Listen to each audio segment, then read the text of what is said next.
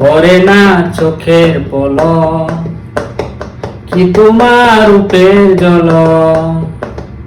দোহাই লাগে মুক্তি তোমার, দোহাই লাগে মুক্তি তোমার, একটু আঁচলে দেখো, আমি জ্ঞান হারাবো, মরে যাব, বাঁচাতে পারবে না তো।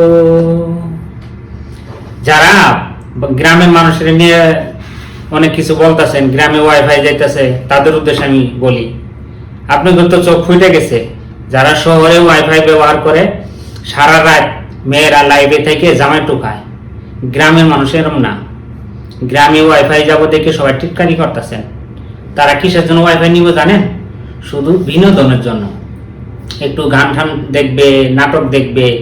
তারা অশ্লীল কোনো খারাপ কোনো কিছু করে না। আর যা কিছু করে শুধু শহরের মানুষটাই।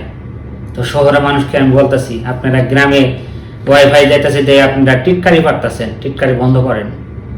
ঠিক আছে, চোখটা বন্ধ করেন। পরে না চোখের পলক, কি তোমার রূপের ঝলক।